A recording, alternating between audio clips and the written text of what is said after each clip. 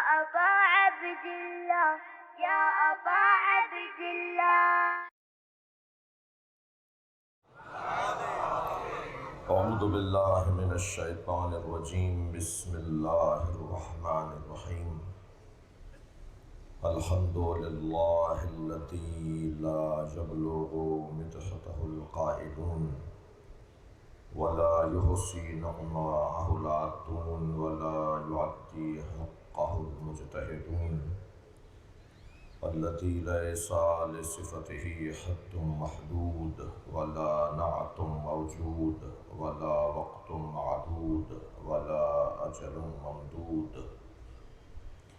فطر الخلائق بقدرته ونشر الرياح برحمته الصلاة والسلام على الرسول المسدد المصطفى الأمجد المحمود الأحمد سيدنا ومولانا ومولى الكونين جد الحسن والحسين وعاني والقاسم محمد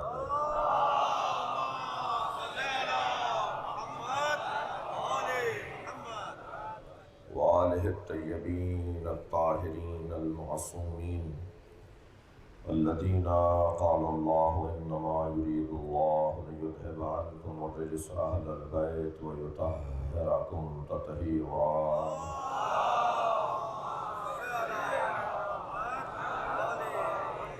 ولعنة الله على أعدائهم أجمعين من يوم عداوتهم إلى قيام يوم الدين. أما بعد، قال الحكيم في القرآن الكريم بسم الله الرحمن الرحيم فلا وربك لا يؤمنون حتى يحكموك فيما شجر بينهم ثم لا يجدوا في أنفسهم حرجا مما قضيت ويسلموا تسليما.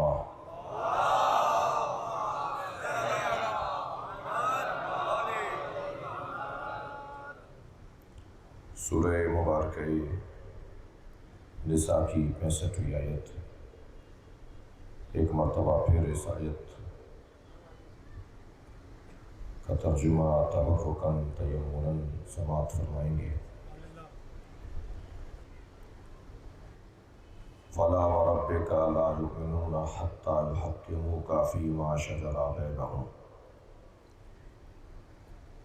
بس اے میرے حبیب، تمہارے رب کی قسم کہ وہ مومن ہی نہیں کہلایا جائے گا جو اپنے اختلافات میں تمہیں حکم نہ مانے. ثم لا يجدوا في انفسهم حرجا، اور جب تم فیصلہ سنا دو تو تمہارے فیصلے پر معمولی سا بھی تردد، تذبذب اور شک نہ کرتا ہو. وَيُسَلِّمُوا تَسْلِيمًا، اور تمہارے کیے ہوئے فیصلے کو دل و جان سے تسلیم کرتا ہوں. جو ایسا نہیں کرے گا فَلَا وَرَبِّكَ لَا يُؤْمِنُونَ، تمہارے رب کی قسم، اللہ آپ کا بھی رب ہے، اللہ میرا بھی رب ہے، اللہ ہم سب کا رب ہے، اللہ آسمانوں کا رب ہے، اللہ زمین. کون سا اس کائنات رب اللہ نہیں ہے. ہر مخلوق کا رب اللہ ہے، ہر مخلوق اللہ ہے. حسن دیکھیے یہاں اللہ کے خطاب میں، جمال دیکھیے.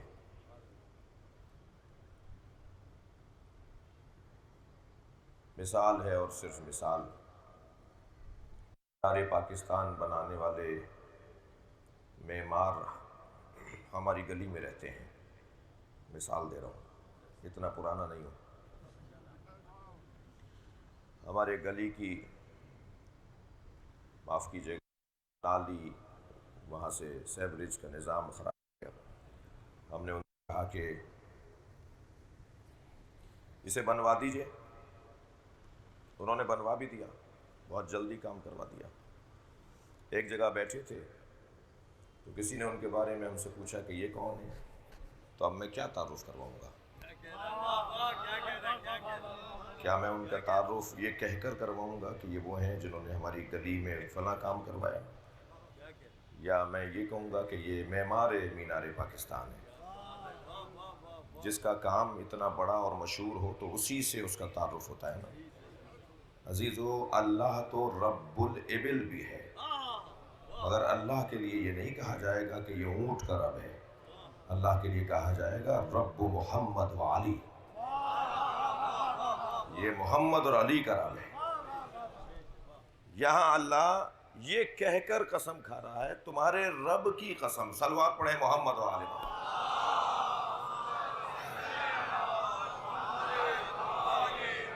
تمہارے رب کی قسم، توجہ، تمہارے رب کی قسم کہ وہ مومن ہی نہیں ہے جو تمہیں اپنے مشاجرات، اپنے اختلافات میں حکم نہ مانے۔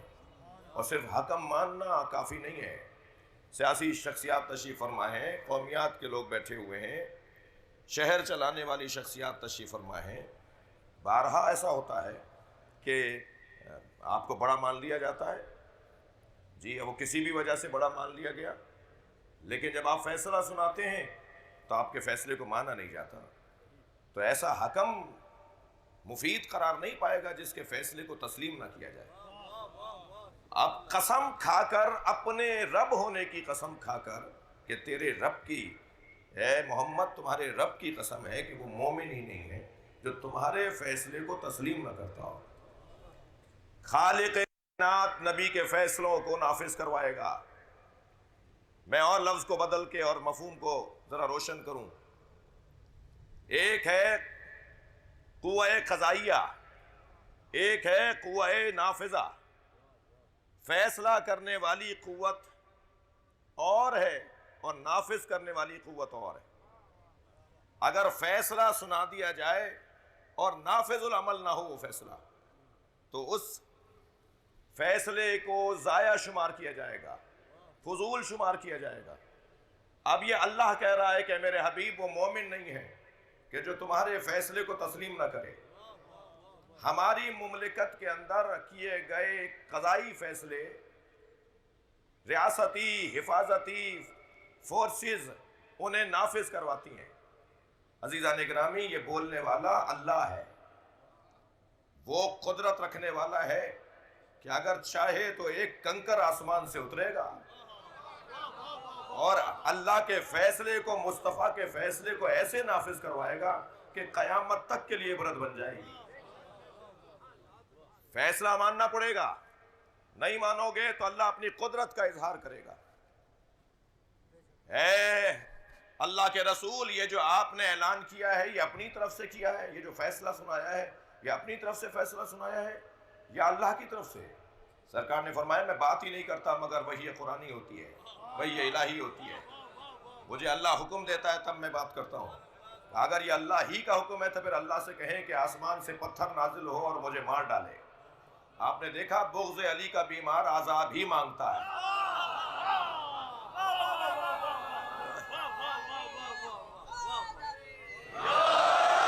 اور پھر سأل سائل بعذاب واقع، قرآن کہہ رہا ہے وہ نبی وما کانا لیعذبہم وانت فیہم، اللہ آپ کی امت پر عذاب کو نازل نہیں کرے گا اے مصطفیٰ کیونکہ آپ ان کے درمیان ہیں۔ قاعدہ یہ ہے کہ نبی کے ہوتے ہوئے آسمانی اور زمینی عذاب نہیں آئے گا۔ اور اسی قرآن کے اندر یہ آیت موجود ہے کہ ایک شخص نے رجل قال رجل، ایک شخص نے کہا کہ پھر کہیے کہ آسمان سے حجر، پتھر نازل ہو جو مجھے معذب کر دے، مجھے عذاب میں مبتلا کر دے۔ قرآن پکار کر کہہ رہا ہے سأل سائل بعذاب واقع، ایک سائل نے مانگا عذاب اور وہ عذاب آیا۔ دونوں آیتوں کو کیسے جوڑیں گے؟ دونوں آیتوں کو کیسے جوڑیں گے؟ ایک آیت تو کہہ رہی ہے کہ میرے نبی آپ کیونکہ ان کے درمیان ہیں اس لیے میں عذاب نازل نہیں کروں گا، اور اسی قرآن کی آیت کہہ رہی ہے کہ ایک سائل نے عذاب مانگا اور عذاب آیا۔ بھائی یہ اصطلاح سیاسی لوگ تو مجھ سے زیادہ جانتے ہیں کہ استثناء بھی تو کچھ ہوتا ہے، سب جگہ کے لیے قاعدہ یہ ہے، لیکن اگر بیت اور اہل بیت کے خلاف کوئی بولے گا تو کبھی ابابیل کا لشکر آئے گا اور کبھی آسمان سے پتھر آئے گا. صلوات پڑھیں محمد و آل محمد.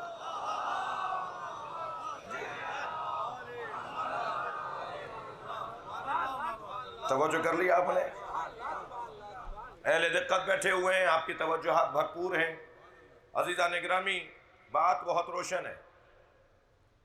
اللہ نے اپنے حبیب کے عظمت کو بیان کرتے ہوئے، یعنی حاکمیت کی عظمت کو بیان کرتے ہوئے، ورنہ تو مطلق عظمت سرکار کی اتنی بیان ہوئی ہے کہ پورا قرآن عظمت مصطفیٰ ہے. حضرت عائشہ فرماتی ہیں کہ خلق محمد قرآن تھا. جی، مکمل قرآن نبی کا اخلاق تھا. اگر دیکھنا ہے کہ سرکار کا اخلاق کیسا تھا تو قرآن کو پڑھتے رہو، نبی کا اخلاق سمجھ میں آ جائے گا. فضائل نبی مکرم کے باب میں پورا قرآن دلیل ہے، اور قرآن موجود ہے کہ نبی کے فضائل کیسے ہیں، کیا ہیں. اگر قرآن مکمل درک کرنا میرے لیے مشکل ہے تو پھر عظمت مصطفیٰ بھی مکمل درک کرنا میرے لیے مشکل ہے. ہم عظمت مصطفیٰ کو درک نہیں کر سکتے. ہمیں کیا پتا کہ نبی کیا ہے، ہمیں کیا پتا کہ نبی کیا ہے. آپ کی دقتیں، آپ کی توجہات، میرے مولا نبی فرماتے ہیں ما عرف اللہ الا انا وعلی. اللہ کو کوئی جان ہی نہیں سکتا سوائے میرے اور علی کے. تھوڑا توجہ بڑھائیں گے اپنی. اللہ کو ما عرف اللہ، سرکار کی حدیث سنا رہا ہوں آپ کو، اللہ کو کوئی نہیں جان سکتا الا انا و علی، میرے اور علی کے علاوہ. ما عرفنی الا اللہ و علی، اور مجھ محمد کو کوئی نہیں پہچان سکتا. جانتا ہے تو اللہ جانتا ہے یا علی جانتا ہے. اس کے بعد والا فقرہ میرے مولا نبی کا فرماتے ہیں ما عرف علیا، اور علی کو کوئی نہیں پہچان سکتا الا اللہ و انا، سوائے اللہ کے جو علی کا خالق ہے، اور مجھ مصطفیٰ کے علاوہ کوئی علی کی حق معرفت کو ادا نہیں کر سکتا. میں اپنے محترم مجمع میں بیٹھے ہوئے بعض مزاجوں سے بھی آشنا ہوں. تو ممکن ہے کہ کوئی یہ کہے کہ جب اللہ کو سوائے نبی کے اور علی کے کوئی پہچان نہیں سکتا تو یہ نمازیں ہم سے کیوں پڑھوائی جا رہی ہیں، یہ ہم سے کلمہ کیوں پڑھوایا گیا ہے، یہ ہمیں مسلمان ہونے کی تاکید کیوں کی جا رہی ہے. اور اگر نبی مکرم کو اللہ اور علی کے علاوہ کوئی جانتا ہی نہیں ہے تو پھر نبی مکرم کی سیرت پہ عمل کی دعوت کیا ہے. اگر مولائے کائنات کو اللہ اور علی کے علاوہ کوئی جانتا ہی نہیں ہے تو پھر یہ فضائل کیا پڑھ رہے ہو، یہ مجلس کیوں کر رہے ہو. صلوات پڑھیں ذرا نبی اور آل نبی.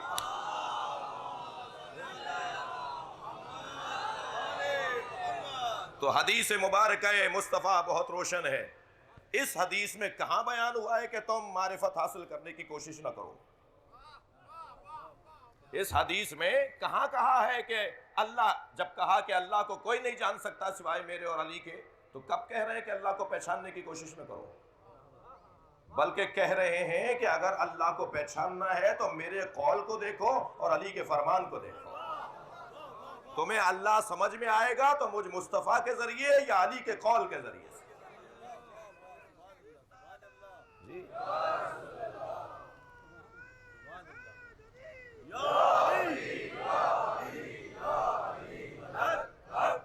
مجھے پہچاننا چاہتے ہو تو قرآن پڑھو. ما عرفنی الا اللہ والی، مجھے کوئی نہیں جان سکتا سوائے اللہ کے، جانتا ہے تو اللہ جانتا ہے. تو قرآن پڑھو تاکہ مجھے پہچان لو، اللہ کا کلام پڑھو اور علی سے پوچھو کہ میں کیا ہوں. اور علی کو کوئی نہیں جان سکتا تو اس کا یہ مطلب نہیں ہے کہ یہ سارے کام بند کر دو، علی کے بارے میں بات ہی نہیں کرو جب پہچان ہی نہیں سکتے. نہیں، تم قرآن پڑھو تو تمہیں علی سمجھ میں آئے گا، تم نبی کا فرمان پڑھو تو تمہیں علی سمجھ میں آئے گا. یعنی اگر میں یوں کہہ دوں کہ ہمیں اگر معرفت الہی حاصل کرنی ہے تو ہمیں یا نبی سے سمجھنا ہوگا کہ اللہ کیا ہے یا علی سے سمجھنا ہوگا. اور یہی محنت ہے، ان مجلسوں کا یہی حاصل ہے، یہی مطلب ہے، یہی مقصد ہے. شوق ذوق سے، دل سے اور انتہائی خضوع خشوع کے ساتھ، خالص نیت کے ساتھ آپ فرش پر بیٹھے ہوئے ہیں. آپ میں سے بہت سو کو میں جانتا ہوں اور جن کو نہیں جانتا ان میں بھی ایک بڑی تعداد ہے کہ جن کا مزاج زمین پہ بیٹھنے کا نہیں ہے. جی صوفے، گدے، تکیے، مسندوں کی جب عادت ہو جاتی ہے تو بہت مشکل ہوتا ہے وہ 1 گھنٹہ بھی زمین پہ بیٹھنا. لیکن عزیزان گرامی آپ دیکھ رہے ہیں کہ قربتاً اللہ بیٹھ رہے ہیں، دل جھکا کر آئے ہیں، گردن نوڑا کر آئے ہیں، جوتیاں اتار کر آئے ہیں. خبردار، یہاں آنے والا اپنی ذات کی نفی کرتا ہے تبھی تو مولائی کہلاتا ہے.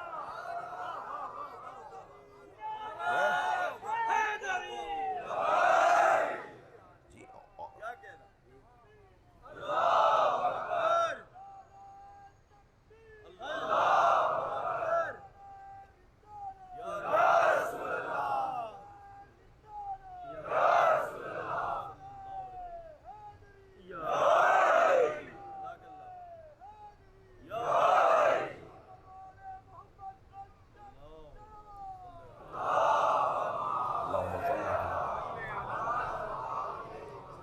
توجہ کر لی میرے عزیزو، آپ کے توجہات بھرپور ہیں اور واہ.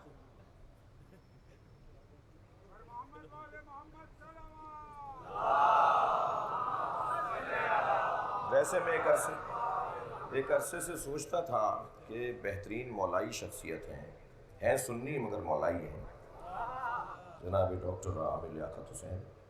مگر یہ نشتر پار کی مجھے 11واں سال ہے پڑھتے ہوئے. یا تو انہیں یاد نہیں تھا کہ نشتر پارک میں مجلسیں ہوتی ہیں، یا یہ کہ آج محبت فرمائی ہے اور میں ان کے لیے جناب فاروق ستار صاحب تشریف فرمائے ہیں، جناب وقار مہدی صاحب تشریف فرمائے ہیں، ان کے ساتھ ان کے رفقا تشریف فرمائے ہیں، پی ٹی آئی کے دوست تشریف فرمائے ہیں، شخصیات ہیں. میں آپ سب کے لیے خاص طور پر اپنے مہمانان گرامی کے لیے امام حسین کی مجلس میں ہم کسی کا شکریہ تو ادا کرتے نہیں ہیں، اس لیے کہ ذکر کا شکریہ ہونا ہے، اس فرش کا شکریہ ہونا ہے کہ اس نے ہمیں حسین سے جوڑ دیا ہے. ہم سے یہ ذکر نہیں ہے، ہم اس ذکر سے ہیں. ہماری عزت میں اضافہ ہو جاتا ہے جب ہم حسین کا نام لیتے ہیں. توجہ چاہوں گا، اپنے بیان کو مسلسل کروں گا ان شخصیات کی اور آپ سب کی سلامتی کے لیے صلوات ہدیہ کریں گا.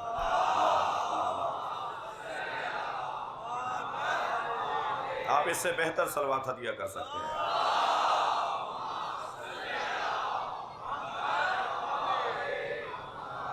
ارفعوا اصواتکم عند صلاۃ علیہ. جب صلوات پڑھا کرو تو اونچی آواز میں پڑھا کرو، اس لیے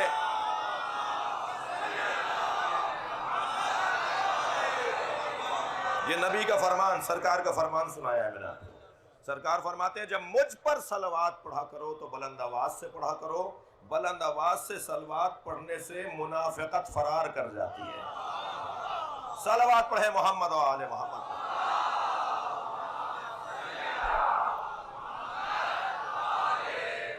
بہت اچھا ہوا اہل ذوق تشریف فرما ہے، اور میں جس آج مضمون کو سوچ کر آیا ہوں وہ آپ کا یقیناً اس سے ذوق میل کھائے گا اور مطابقت رکھے گا. گفتگو یہاں تک تھی کہ یوں تو پورا قرآن اخلاق مصطفیٰ ہے. حضرت عائشہ کا قول میں نے ابھی سنایا. پورا قرآن اخلاق مصطفیٰ ہے. اور مگر فضائل کے باب میں جب ہم تلاش کرنے نکلیں گے تو ہم ایک آیت پر بھی اگر ساری زندگی رکے رہیں تو ہم اس آیت کی گہرائی، اس کی ظہور اور اس کی تعویل کا حق ادا نہیں کر سکتے.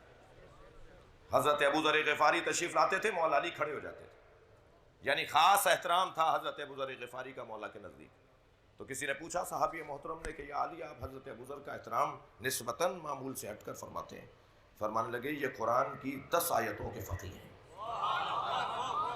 اگر قرآن کی 10 آیتوں کا کوئی فقیہ ہو جائے تو وہ اتنا سچا ہو جائے کہ زمین نے اس سے زیادہ سچے کا بوجھ نہیں اٹھایا اور آسمان نے اس سے زیادہ سچے پہ سایہ نہیں کیا.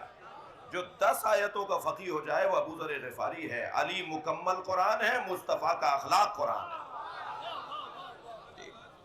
تو یہ ایک بحث مکمل اور ایک بڑی حسین بحث. گفتگو جو آج میں ارادہ رکھ کے آیا تھا وہ یہ کہ قرآن میں 3 جگہ پروردگار عالم نے اپنے نبی کی حاکمیت کا اس انداز سے حکم نازل کیا ہے۔ ارشاد ہوا وما آتاکم الرسول فخذوہ، جو میرا رسول دے وہ لے لو، وما نہاکم عنہ فانتہوا، اور جس سے تمہیں منع کرے اس سے رک جاؤ۔ میرے رسول کو اپنا حاکم مانو، میرا نبی جو تمہیں دے وہ لو، اور میرا نبی جس سے تمہیں روک دے اس سے رک جاؤ۔ یہ سورہ مبارکہ حشر ہے۔ سورہ مبارکہ نساء میں ارشاد ہو رہا ہے النبی اولیٰ بالمؤمنین من انفسہم، میرا نبی، یہاں نبی پر الف لام ہے، اہل دقت ہیں، عربی گرامر اور قرآن کیونکہ عربی میں ہے، حدیث کیونکہ عربی میں ہے، لہذا عربی گرامر پہ جتنا میرا ذوق بڑھے گا، یعنی آپ کا ہمارا ذوق بڑھے گا، اتنا فہم قرآن اور فہم حدیث بڑھتا چلا جائے گا۔ یہاں نبی کے اوپر الف لام لگا ہوا ہے تو ہر نبی مراد نہیں ہے، مطلق نبی مراد نہیں ہے، یعنی ترجمہ یہ نہیں کروں گا کہ سارے نبی اولیٰ بالمؤمنین من انفسہم، سارے نبی مومنین پر ان سے زیادہ حق رکھتے ہیں، اس لیے کہ نبیوں میں حضرت موسیٰ اور حضرت خضر کا قصہ بھی اسی قرآن میں ہے، اور بہت سارے دلائل دیے جا سکتے ہیں۔ یہاں مراد مطلق نبی نہیں ہے، یہاں مراد نبی آخر، نبی خاتم، آخری نبی، ہمارے اور آپ کے نبی، اللہ کا محبوب نبی، مطلوب نبی، مقصود نبی، اللہ کا عاشق نبی، اللہ کا معشوق نبی، وہ نبی جس کی وجہ سے اللہ نے یہ ساری کائنات بنائی ہے۔ یہاں مراد نبی آخر ہیں، نبی آخری، ہمارے نبی، النبیو، میرا پیارا نبی، میرا مطلوب نبی، الف لام تعریف ہے، میرا یہ پیارا نبی اولیٰ بالمؤمنین من انفسہم، مومنین پر ان سے زیادہ حق رکھتا ہے۔ یعنی اگر نبی فرما دے نا کہ اپنے گلے پہ چھری چلا لو، ہاں یہ والی مثال تھوڑی سنگین ہے، تو ہمیں چوں چرا نہیں کہنا۔ میں اپنے نبی کی بات کر رہا ہوں، حضرت ابراہیم نے کہا تھا اسماعیل سے کہ چھری چلا دوں، جی، تو ہمیں کوئی حق نہیں ہے۔ نبی سرکار قبر اطہر سے باہر آ کر اگر کہیں نا کہ اپنی 4 کروڑ کی گاڑی کی چابی فلاں فقیر کو دے دو، تو میں ایک لمحہ نہ لگاؤں دینے میں، تب تو میں نبی کو مولا مان رہا ہوں۔ اور اگر نبی کے کہنے پر میں ان من کروں، صلوات پڑھیں ذرا محمد والے،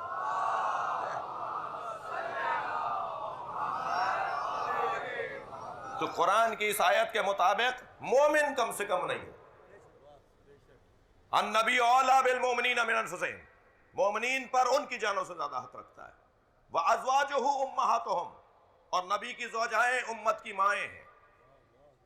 عزیزو بہت روشن آیت، بہت واضح آیت، ہم اہل قرآن ہیں، ہم تاریخ کو قرآن سے جوڑ کر دیکھتے ہیں۔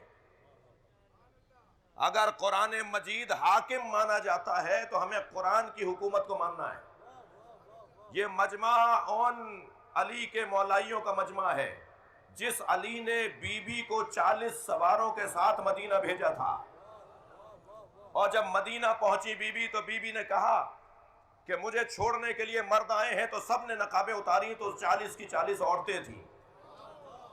فرمایا علی نے آپ کی حفاظت کا خیال بھی کیا ہے، آپ کی آبرو کا خیال بھی کیا ہے۔ صلوات پڑھے محمد و آل محمد۔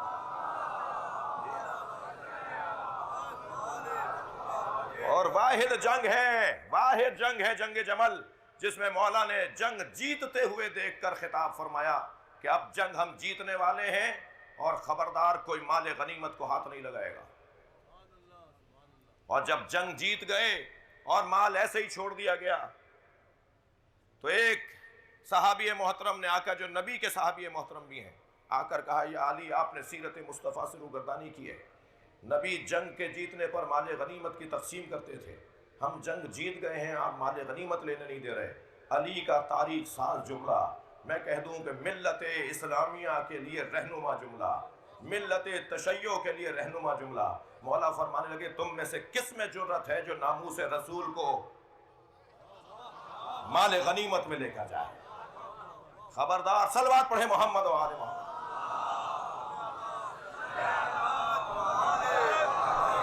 یہ ہمارے لیے بہت روشن پیغامات ہیں اور بہت ازواجہ امہاتہم، یہ دوسرا حکم کہ نبی حاکمیت رکھتے ہوں. اور تیسری آیت یہی جو میں روزانہ آپ کے سامنے تلاوت کر رہا ہوں، فلا وربک لا یؤمنون حتی یحکموک فیما شجر بینہم ثم لا یجدوا فی انفسہم حرجا مما قضیت ویسلموا تسلیما. یہ آیت یہ نبی کے حاکم ہونے کے لیے دلیل ہے.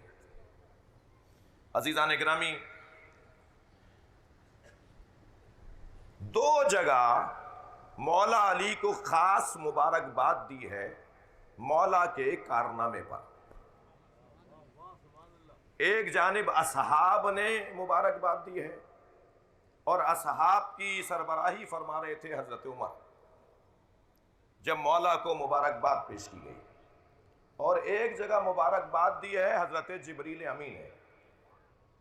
اور یہ خاص مبارکبادیں اس لیے ہیں کہ یہ وہ مرحلہ عظمت علی ہے کہ جس میں کوئی علی کے ساتھ شریک نہیں ہے. آپ کی توجہات ہیں تو میں آگے بڑھوں گا. دو مراحل، عنوان عامر بھائی ہماری اس عشرے کا افضلیت امیر المومنین، مولا علی کی افضلیت کے اوپر غور کر رہے ہیں. اور بات ہو چکی ہے بہت ساری پچھلے دنوں بھی، اور آئندہ بھی. میرے پاس اب وقت 2 دن کا رہ گیا ہے، اور ظاہر حق تو یہ ہے کہ حق ادا نہ ہوا. یہ ہو ہی نہیں سکتا کہ ہم 10 دن کے اندر جس میں وہ بھی بر صغیر کی خطابت کہ جس کے اندر ہمیں موضوعاتی کشکول پڑھنا ہوتا ہے. جی یہ مدرسے کی گفتگو تو ہو نہیں رہی کہ ایک کتاب کا متن کھولیں گے اور اس کے اوپر گفتگو ہو جائے گی. تو یہ تو حق ہے کہ اگر میں 25 سال بھی 20 سال 25 سال بھی اگر اسی مضمون پر ہم بات کرتے رہیں تو اپنی کم علمی کے اعتراف اور اقرار کے ساتھ ہم 20-25 سال تک مولا کائنات کی عظمت کے پہلوؤں پر غور کرتے بھی رہیں تو ہماری مثال ایسی ہے جیسے سمندر کے کنارے کھڑے ہو کر سمندر کی تعریفیں کر رہے ہیں. ہمیں کیا پتہ اس کی گہرائی کیا ہے،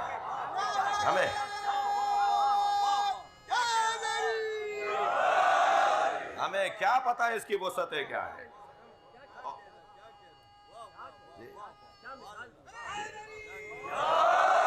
اور ہم میں کہاں دم ہے کہ اس سمندر میں اتر سکیں.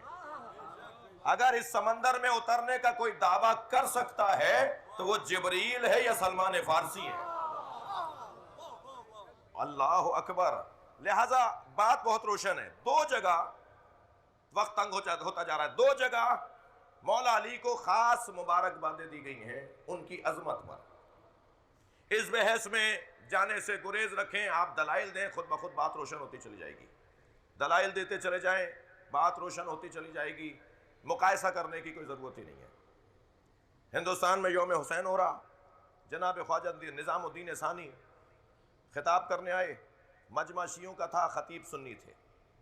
خطاب کرتے ہوئے کہنے لگے سنو میں سنی ہوں مگر تفضیلی سنی ہوں. اور تفضیلی سنی میرے بچے جانتے ہیں تفضیلی سنی کسے کہتے ہیں. اگر میں لمبی گفتگو کروں گا تو بہت بڑی بات ہو جائے گی. صرف ایک جملہ کہتے ہیں، تفضیلی سنی علامہ اقبال کو کہتے ہیں. خود ان کے 2 مصرے، خود علامہ اقبال کے 2 مصرے میں نے ان کے بیٹے سے بھی سنے مرحوم سے، اور ان کے پوتے سے بھی. میں نے کہا تم دہراؤ.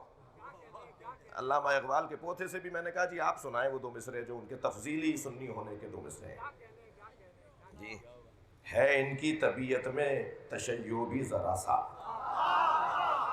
بھائی تھک رہے ہیں آپ میری باتوں سے.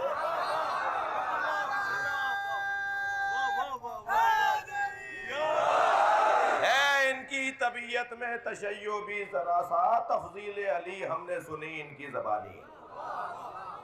تو تفضیلی سنی جی. تو علامہ اقبال ایک مثال ہے. اور یہ جو مزاروں والے لوگ ہیں، یہ اجمیر شریف والے، یہ دہلی کے والے، دہلی کے خواجہ غریب نواز کے والے، یہ جتنے بھی مزاروں والے اور صوفیاء کرام کے سلسلے ہیں، وہ تقریباً آپ کا موضوع تو یہ بڑا پسندیدہ مضمون ہے، یہ تقریباً سب تفضیلی سنی ہے مگر تفضیلی ہیں.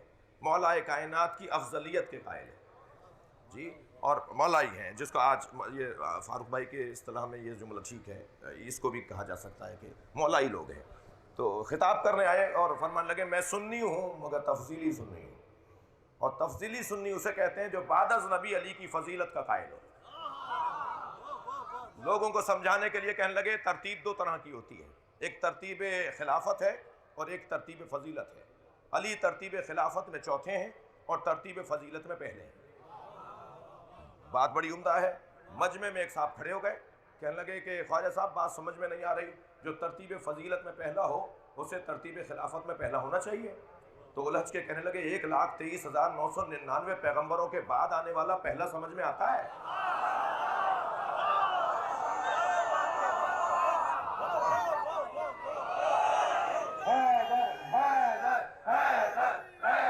مل کر جواب دیجیے، مل کر۔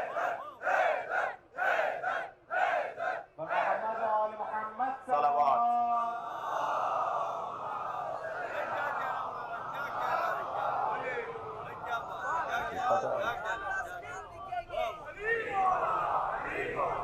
میرے لیے یہ خاص آج لگا دیا ہے ان دوستوں نے، یہ اگر تنگ کر رہا ہے تو اسے بند کروا دیجیے، اگر تنگ کر رہا ہے تو اسے بند کر دیجیے۔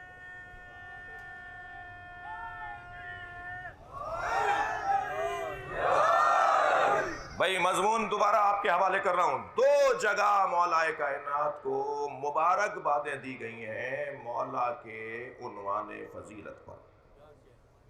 ایک شب ہجرت جب بستر مصطفیٰ پہ سوئے، اللہ اکبر، اردو میں مجلس پڑھ رہا ہوں، کہا جاتا ہے کہ چادر دیکھ کر پیر پھیلاؤ۔ سرکار نبی کی چادر میں آئے ہیں۔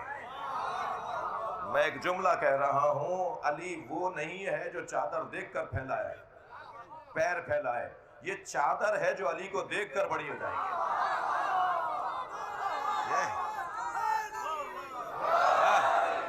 عجیب بات نہیں ہے؟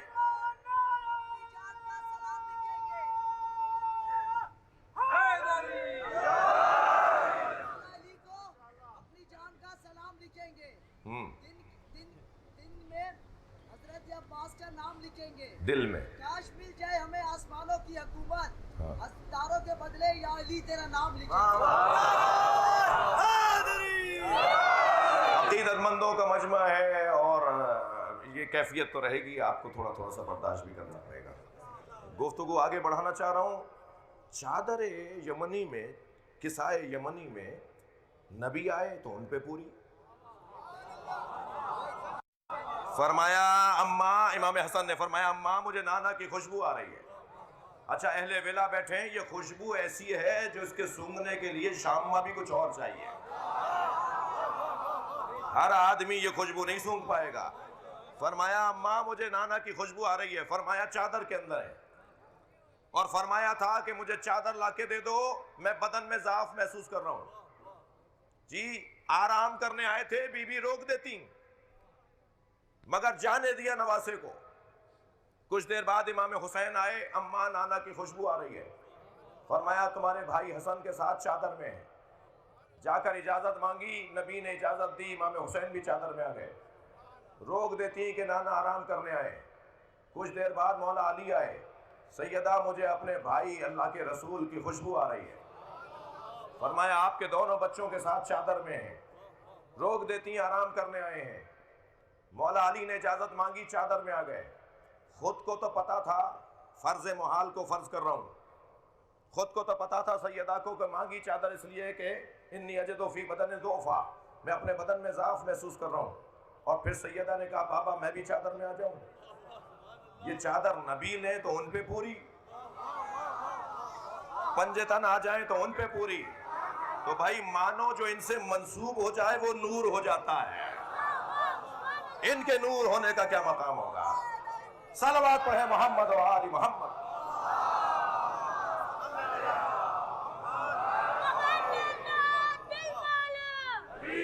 مولا علی مولا علی مولا علی نبی کے بستر پہ سوئے اور چادر لے لی مولا علی نے مولا نبی کی۔ بتائیے تھک تو نہیں رہے؟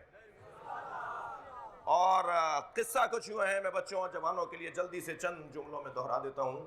ہجرت کا موقع تھا، سرکار ہجرت فرما رہے تھے، کچھ اصحاب جا چکے تھے، کچھ اصحاب نبی کے ساتھ روانہ ہونے تھے، اور مولا علی کو چھوڑا تھا مکے والوں کی امانتیں دے کر اور گھر کی بیویوں کو کہ ان فواتم کو اپنے ساتھ لے کر آؤ.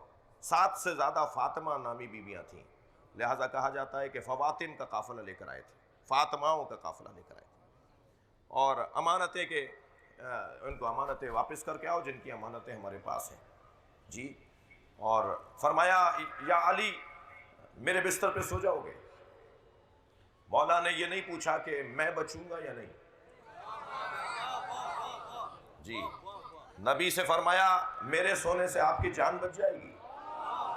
فدائی کیسا ہو، نبی کے فدائی کو کیسا ہونا چاہیے. یہ نہیں فرما رہے کہ میں بچوں گا یا نہیں، فرمایا میرے سونے سے آپ کی جان بچ جائے گی. سرکار نے بے ساختہ فرمایا ہاں میری جان تمہارے سونے سے بچ جائے گی. جی. اگر یہ بھی نہیں فرمایا کہ تمہارے سونے سے تم نہیں بچو گے، فرمایا میری جان بچ جائے گی.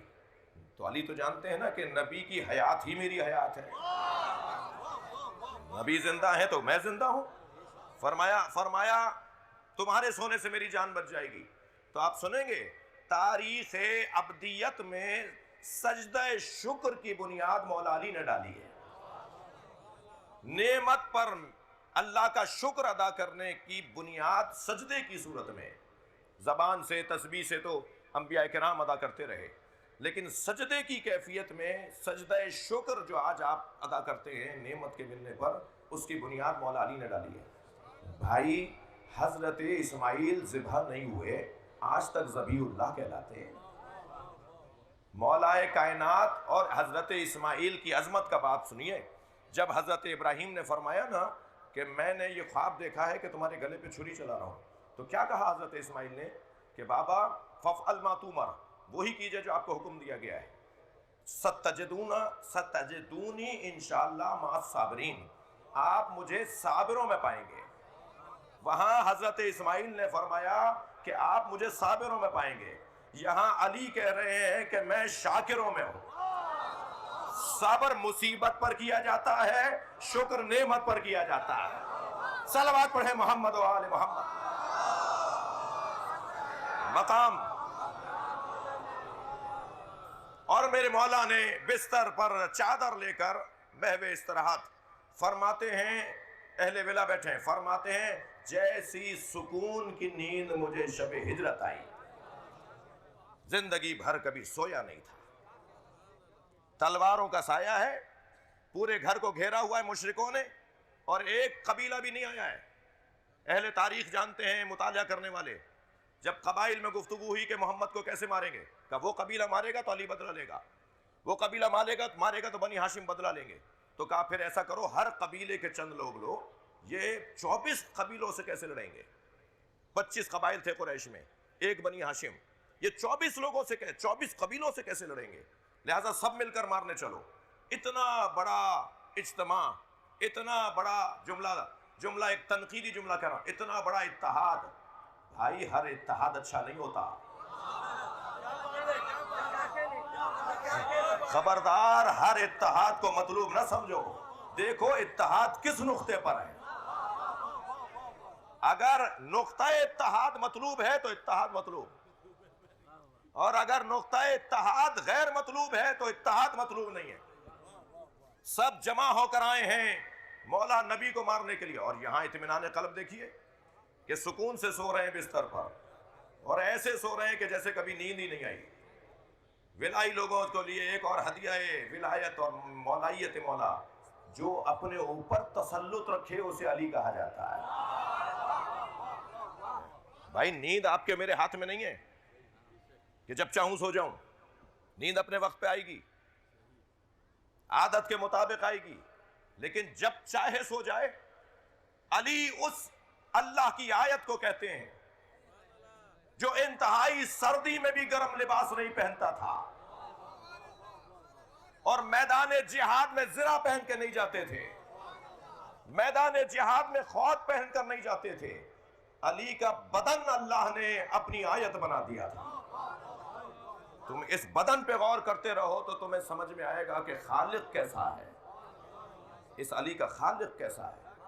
سو گئے بستر پر اطمینان کے ساتھ، اور ادھر علی سو رہے ہیں، ادھر اللہ نے فرشتوں کو جمع کیا، فرشتوں کے دونوں سرداروں کو جمع کیا، حضرت جبریل امین اور حضرت میکائیل دونوں سرکار کی خدمت میں ہیں، اللہ کی بارگاہ میں ہیں، اور دونوں کو جمع کر کے پروردگار عالم نے دونوں سے خطاب کیا. فَأَوْحَى اللَّهُ إِلَىٰ جِبْرَائِیلَ وَمِیکائیلَ إِنِّی أَخَیْتُ بَیْنَکُمَا. اے جبرائیل، اے میکائیل، میں تم دونوں کو بھائی بنا رہا ہوں. ادھر مولا سوئے ہوئے ہیں، ادھر مولا بستر رسول پہ سوئے ہوئے ہیں. جبریل اور میکائیل کو بلا کر کہا، اے جبریل، اے میکائیل، انی آخیت بینکما، میں تم دونوں کے درمیان برادری کا رشتہ بنا رہا ہوں. وجعلت عمر احدکما اطول من الاخر، اور ایک کی عمر میں دوسرے سے زیادہ کرنا چاہتا ہوں. ایکم یوسر صاحبہ بالحیات، کون ہے تم دونوں میں سے جو اپنی زندگی دوسرے کو دے دے؟ بھائی تھوڑا توجہ بڑھائیے، تھوڑی توجہ بڑھائیے، کیا ہو رہا ہے؟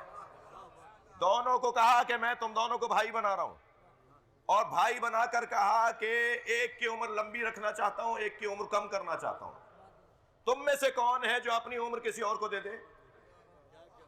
اب ذرا روایت سنیے. فَأَخْتَارَ كُلُّ مِنْهُمَا الْحَيَاةَ، دونوں نے کہا ہم تو زندہ رہنا چاہتے ہیں. دونوں نے کہا ہم تو زندہ رہنا چاہتے ہیں. کوئی تیار نہیں ہوا کہ دوسرے پہ قربان ہو. جب دونوں نے کہا اختارا کل منہما الحیات، دونوں زندہ رہنا چاہتے ہیں، تو فوراً آواز آئی، افلا کنتما مثل علی بن ابی طالب، تم تو علی کے برابر بھی نہیں ہو.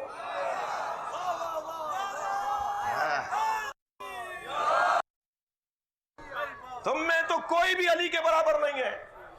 ارے بھائی انہیں جا کر کہہ دو جو رضی اللہ کرم اللہ علیہ السلام میں الجھے ہوئے ہیں. سارا عالم اسلام جبریل کو علیہ السلام کہتا ہے جو علی کے برابر نہیں ہے. صلوات پڑھے محمد و آل محمد.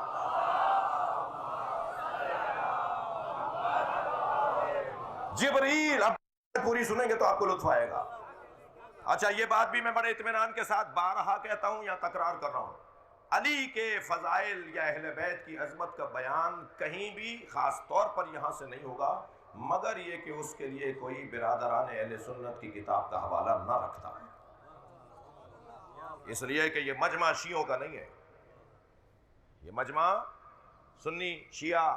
کل تو اسماعیلی برادران پورے کراچی کے جو ان کے مرکزی شخصیات وہ سب آئے ہوئے تھے جی. ہندو، اسی مجلس میں چند ہندو جو مجھ سے مل بھی چکے ہیں وہ مجلس کرنے آ رہے ہیں. یہ کس نے کہہ دیا کہ ہماری ہے کربلا؟ تھک رہے ہیں آپ میری باتوں سے. یہ کس نے کہہ دیا کہ ہماری ہے کربلا؟ حق بات تم کہو تو تمہاری ہے کربلا. لبیک یا حسین،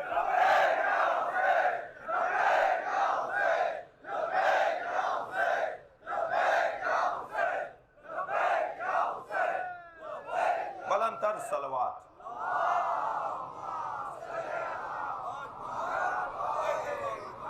بھائی میرے پاس وقت ختم ہو گیا، اور کم سے کم یہ روایت وقار بھائی مکمل کر دیتا ہوں اور تاکہ بات روشن ہو جائے.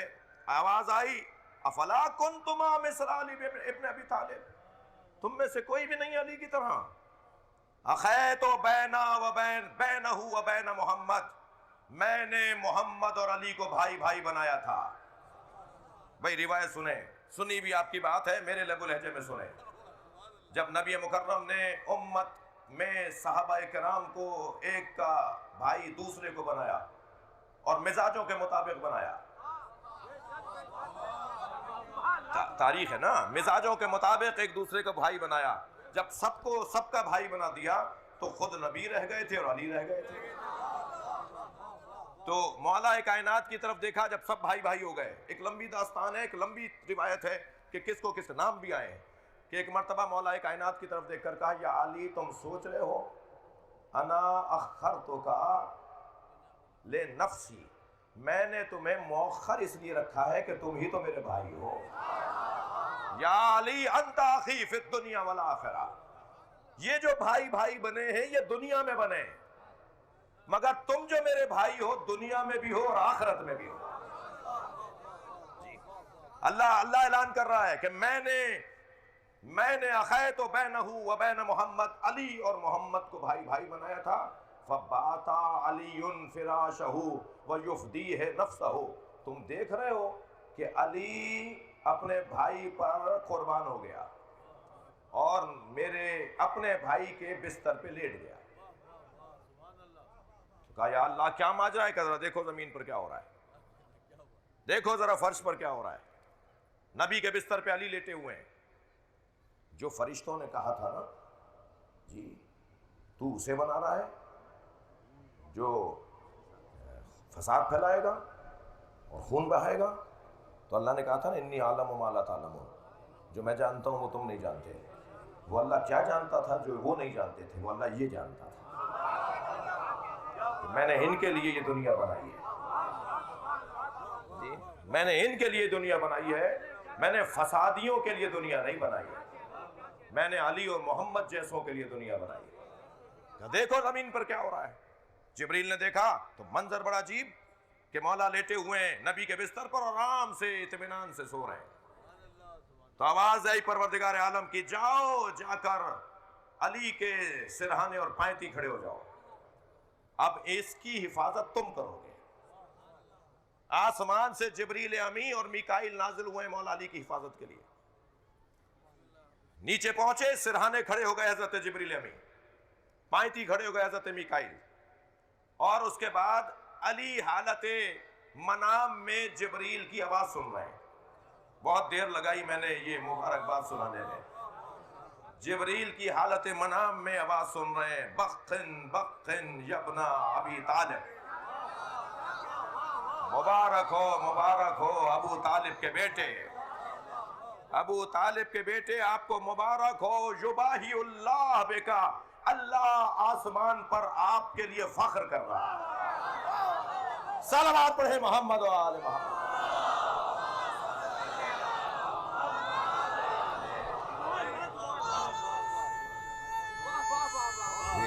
سبحان اللہ. اللہ آسمان پر ہے علی آپ کے لیے فخر کرتا ہوا نظر آ رہا ہے. توجہ چاہوں گا. فَأَنزَلَ اللَّهُ، اور پھر اللہ نے یہ آیت نازل کی، وَمِنَ النَّاسِ مَن يَشْرِي نَفْسَهُ ابْتِغَاءَ مَرْضَاتِ اللَّهِ وَاللَّهُ رَءُوفٌ بِالْعِبَادِ. لوگوں میں سے کچھ ہیں جو اپنے آپ کو بیچ ڈالتے ہیں اللہ کی مرضیوں کے بدلے. اور اس آیہ کریمہ کا شان نزول ہجرت کا موقع. وقت میرے لیے محدود ہو گیا، محدود تھا اور ختم ہو گیا. ایک مرحلہ تبریک گوئی، تہنیت گوئی یہ ہے کہ جب مولا علی بستر مصطفیٰ پہ سوئے ہیں، وہ میں نے ایک جملہ آپ سے کہا، اسی پر فضائل کا باب روکوں گا، کہ مولا علی نے سجدہ شکر کیا اور اب قیامت تک نبی مکرم نے شریعت کا حصہ بنا دیا کہ جسے کوئی نعمت ملے وہ سجدہ شکر کرے. سجدہ شکر کیا کیوں تھا مولا نے؟ اور یہ مبارکباد دینے والے یہ کیوں نہیں کہہ رہے بخن بخن لکا علی اخی رسول اللہ؟ کہہ سکتے تھے، مگر کہہ رہے ہیں اے ابو طالب کے بیٹے. بھائی عامر بھائی کا پسندیدہ مضمون ہے یہ، ابو طالب کے بیٹے تمہیں مبارک ہو. یہ ابو طالب کے بیٹے کہہ کر مبارکباد کیوں دی ہے؟ ابو طالب ہی نے تو بستر بدل بدل کر بچپن سے عادت ڈالی تھی، بستر پر بار بار لٹا کر عادت ڈالی تھی کہ تمہیں محمد پہ قربان ہونا ہے. اور ساری زندگی جس علی نے انتظار کیا ہو کہ کب میں نبی کے بستر پہ سوؤں اور کب نبی کی جان بچے. عزیزان گرامی، یہ بچپن کی تربیت تھی جو علی سوئے. مسلمانوں کو کلمہ ڈھونڈنے دو، کلمہ ابو طالب کو ڈھونڈتا ہے. صلوات پڑھے محمد و آل محمد.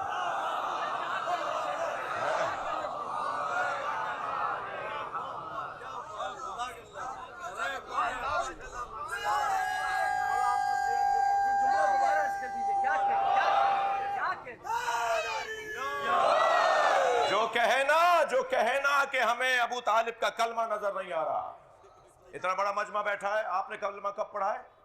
آپ بتائیے, آپ نے کب پڑھا ہے کلمہ؟ آپ بتائیے. فاروق بھائی نے کب پڑھا, میں نے کب پڑھا؟ جو پیدائشی مسلمان ہوں ان سے پوچھا جائے گا.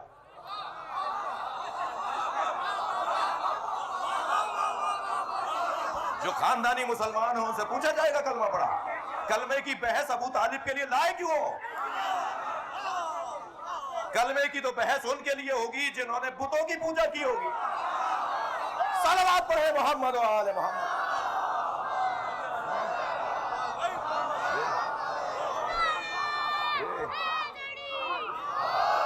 عزیزان گرامی, جو آپ سے کہے کہ کلمہ نظر نہیں آ رہا, اس سے کہہ دو کلمہ ابو طالب کو ڈھونڈ رہا ہے. جب ابو طالب کہیں گے, جب نبی اللہ نے نبوت کریں گے.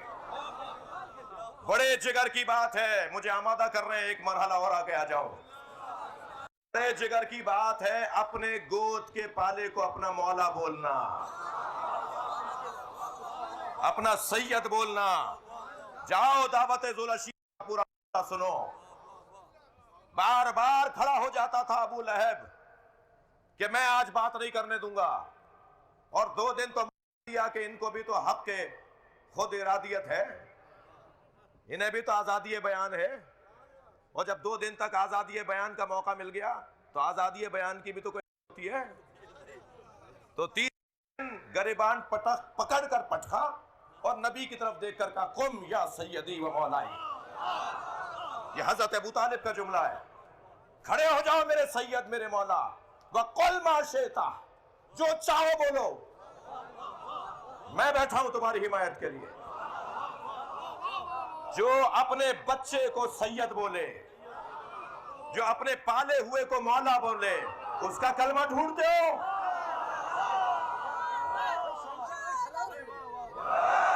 صلوات پڑھیں گے نبی اور آل نبی پر.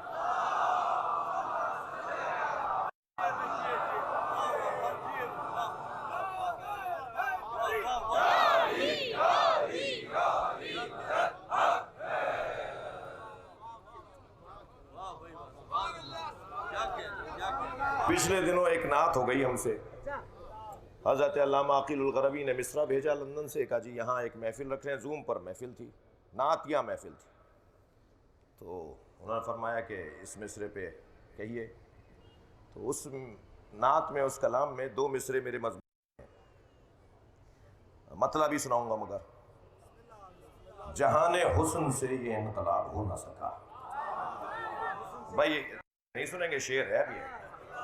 جہان حسن سے یہ انقلاب ہو نہ سکا, محمد عربی کا جواب ہو نہ سکا. محمد عربی کا, حسین علی صاحب, محمد عربی کا جواب ہو نہ سکا. حقیقتاً, جو میرے مطلب کا, جو میرے مضمون کا شعر, حقیقتاً ابو طالب کے لاڈلے کے سوا. بھائی نعت ہو اور حضرت ابو طالب کا ذکر نہ ہو, نعت کا موجد ہی حضرت ابو طالب کے ذات. حقیقتاً ابو طالب کے لاڈلے کے سوا کوئی بھی مثل رسالت معاف.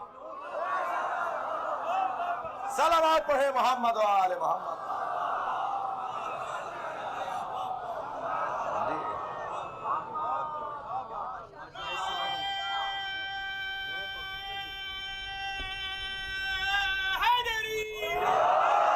کرم نگاہی آقا ہے, فاروق بھائی ہدیہ کر رہا ہوں, کرم نگاہی آقا ہے بوذر و سلمہ. کرم نگاہی آقا ہے بوذر و سلمہ. وہ ذرہ کیا جو یہاں آفتاب ہو نہ سکا. یہ گھرانہ تو ہے ہی وہ کہ جو ذروں کو آفتاب بناتے ہیں. جی ان کا کرم ہے ہم پر کہ ہم ان کا ذکر کر رہے ہیں. یاد رہے جتنی دیر تک احادیث ہیں میرے سامنے, میں خدمت میں ہوں احادیث کی, جی جتنی دیر تک ہم اس ذکر میں بیٹھے رہتے ہیں اتنی دیر تک ہماری عمر میں اضافہ ہوتا ہے. فرشتے آسمان سے نازل ہوتے ہیں. انہو منظر الملائکہ, حدیث کا جملہ. جہاں نبی اور اولاد نبی کی بات ہو رہی ہو وہاں ملائکہ دیکھنے آتے ہیں. انہو منظر الملائکہ. چلیے کچھ دیر کے لیے آج 7 محرم ہے۔ بر صغیر کی ترتیب بیان مسائل میں اس خطے میں جو ترتیب دی گئی ہے گفتگو کہ کس دن کس کے مسائل پڑھے جائیں گے وہ آپ کو پتہ ہے۔ آج ایک یتیم کے مسائل پڑھے جاتے ہیں، اور یتیم بھی امام حسن مجتبیٰ یتیم بچہ 2 سال کے ہیں حضرت قاسم جب امام حسن کی شہادت ہوئی۔ اپنی زوجہ کو بلا کر ایک تحریر لکھ کر دی، جب مشکل گھڑی آئے تو اسے کھول لینا۔ رونے والوں امام حسین نے کبھی کوئی مشکل آنے ہی نہیں دی، اپنی بھابھی پر اپنے بھتیجے پر کبھی ضرورت ہی نہیں پڑی۔ پہلے سے پہل ضرورتیں مسائل حل رہتے تھے، حسین مولا کبھی ضرورت ہی نہیں آئی۔ لیکن روز عاشور جب امام حسین قاسم کو بار بار لوٹا دیتے ہیں کہ میرے لال تم میری بیوہ بھابھی کا سہارا ہو، تو جب تیسری دفعہ لوٹے ہیں نا حضرت قاسم، تو جناب ام فروا بی بی ام فروا کو یاد آیا کہ میرے شوہر نے مجھے ایک تحریر دی تھی اور کہا تھا کہ یہ مشکل گھڑی کے لیے ہے، اس سے زیادہ اور مشکل گھڑی کہاں آئے گی کہ میری محنت میری تربیت قربان ہونے کے لیے، یعنی جو میں نے تربیت کی ہے اس کا اظہار ہونے کا وقت ہے اور مجھے موقع نہیں مل رہا۔ تو تحریر کھولی، تحریر جب کھولی تو اس میں امام حسین کے نام خط تھا، بھائی حسین میں کربلا میں نہیں رہوں گا، میری جانب سے قاسم کو قبول کر لیں۔ اب آپ اندازہ کیجئے جناب ام فروا کی کیا کیفیت شوق رہی ہوگی۔ فوراً اپنے بچے کا ہاتھ پکڑا اور امام حسین کی خدمت میں آ گئی۔ بڑی بھابھی ہیں، ادب سے کھڑے ہو گئے، رشتے کربلا سے سیکھے جائیں گے۔ آگے بڑھ کر جناب ام فروا نے خط دیا، مولا نے اپنے بھائی کی تحریر کو پہچانا، آنکھوں سے لگایا، سینے سے لگایا، بوسہ دیا، اس میں لکھا ہوا تھا بھائی قاسم کو قبول کر لو۔ سنیں گے بتاؤ، گلے لگ کر اتنا روئے، مقتل کی کتابوں کا بیان ہے امام حسین قاسم کو گلے لگا کر اتنا روئے ہیں کہ دونوں غش کھا کر زمین پر آ گئے۔ اجرکم اللہ، جو رونے آئے ہیں اپنی آوازوں کو آزاد کریں گے، اس لیے کہ امام صادق اور امام رضا بلند رونے والوں کو دعا دیتے ہیں۔ جی، اس کے بعد بی بی زینب نے کیسے افاقہ ہوا ان کو، ایک بزرگ پڑھ رہے تھے کہ سرہانے بیٹھ کر زینب نے رونا شروع کیا۔ جب آنکھ کے آنسو حسین کے پیشانی پر گرے تو بھائیوں کے لیے گوارا نہیں ہوتا کہ بہنیں ان کی زندگی میں روئیں۔ اجرکم اللہ، اجرکم اللہ۔ افاقہ ہوا غشی سے، حضرت قاسم کو تیار کیا، تلوار حمائل کی، امامہ لگایا اور نقاب بھی حسین مولا نے لگا دی، اس لیے کہ حضرت قاسم 11 یا 13 سال کے ہیں۔ یہ 11 سال کے مجاہد کا چہرہ اس پہ بچپنا ظاہر تھا، اور حسن و جمال میں ایسے تھے کہ جب شام سے کٹے ہوئے سروں کا قافلہ گزرنے لگا تو ایک قیافہ شناس چہروں کو دیکھ دیکھ کر تبصرے کر رہا تھا۔ اس نے جب مختلف شہداء کے سروں پر تبصرے کر لیے تو اپنے دوستوں کو آواز دے کر کہنے لگا ادھر آؤ ایک سر اور دکھاتا ہوں، اور جناب قاسم کے سر کو دیکھ کر کہنے لگا کف القتل قمر، چاند جیسا ٹکڑا ہے، جیسے چاند کا ٹکڑا ہو۔ رو رہے ہیں نا آپ؟ جو غیر کی نگاہ میں، جو دشمن کی نگاہ میں چاند ہو، وہ ماں کی نگاہ میں کتنا حسین ہوگا، چچا کی نگاہ میں کتنا حسین ہوگا۔ نقاب لگا دی حضرت قاسم کے، میدان کربلا روانہ ہوئے۔ مختصر کر رہا ہوں، میدان کربلا روانہ ہوئے، 3 بڑے پہلوانوں کو فنار کیا 11 سال کے بنی ہاشم جوان نے، اور جب ارزق شامی جس کے 3 پہلوان بیٹے مارے گئے تھے وہ خود آیا کہ میں اسے ماروں گا، یہ کون ہے؟ اور جب ارزق شامی بڑا نام لکھا ہے یزیدی لشکر میں، بڑا پہلوان ہے، حضرت قاسم نے اسے بھی فنار کر دیا۔ ایک شخص کی آواز آئی قاسم تمہارے جوتوں کا تسمہ کھل گیا ہے، جیسے ہی جھک کر دیکھا سر پر ایک گرز آ کر لگا. اب اس جوان سے گھوڑے پر بیٹھا نہیں گیا اور گرتے ہوئے آواز دی, چچا میری مدد کیجیے گا. واحد شہید ہے جس کی مدد کے لیے حسین اکیلے گئے ہیں. انتظار نہیں کیا کہ عباس آ جائیں, اہتمام کا انتظار نہیں کیا, گھوڑے پر بیٹھے اور یہ کہتے ہوئے جا رہے تھے, تم نے میرے بھتیجے کو یتیم سمجھا ہے, تم نے میرے قاسم کو بچہ سمجھا ہے. فوج اشقیہ یہ سمجھی کہ حسین نے حملہ کر دیا. یہاں کے گھوڑے وہاں اور وہاں کے گھوڑے یہاں.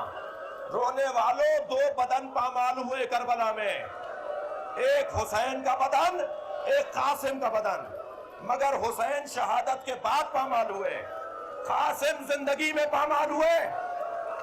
حسین پہنچے بھتیجے کے لاشے پر اور ایک مرثیہ پڑھا, تمہارے چچا کے لیے بڑا گرا ہے, تم مدد کے لیے پکارو اور تمہارا چچا مدد نہ کر پائے. عزادارو العبا بچھا کے ٹکڑے جمع کیے. اللہ اللہ مصیبت. گٹھڑی اٹھا کر لائے اپنے بھتیجے کے بدن کی. جب کبھی لاشا حسین لاتے تھے, تھکیں گے نہیں, مجھے ایک منزل اور لینی ہے. جب کبھی لاشا حسین لے کر آتے تھے تو اس لاشے سے وابستہ وارث بی بی آگے بڑھ کر استقبال کرتی تھی. مگر یہ عجیب لاشا ہے کہ جس پہ اس کی ماں نظر نہیں آ رہی. امام نے تعجب سے پوچھا جناب زینب سے, بھابھی ام فروہ کہاں ہے؟ کہا جب قاسم کی شہادت کی خبر آئی تھی تو بھابھی پشت خیمہ پہ چلی گئی تھی.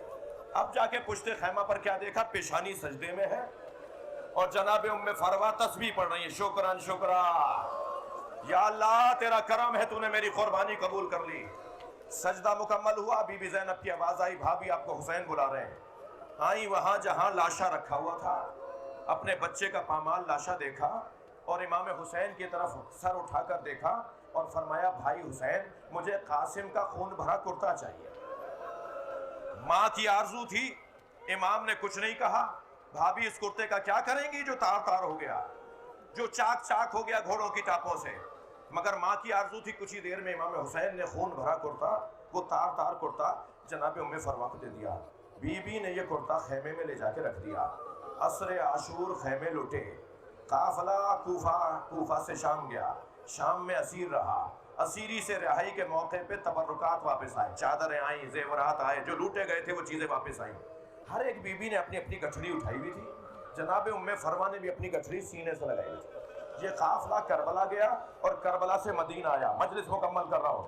جب مدینہ پہنچے نا, فرمانے لگی میرا اونٹ جنت البقیع لے جاؤ. جب جنت البقیع پہنچی, قبر امام حسن کے برابر میں بیٹھ گئی, گٹھڑی کھولی, خون بھرا کرتا نکالا, امام حسن کی قبر پر پھیلا دیا. اے میرے والی تمہارے بچے کی نشانی لائی. قاسم نے وفاداری کا حق ادا کر دیا. اللہ لعنت اللہ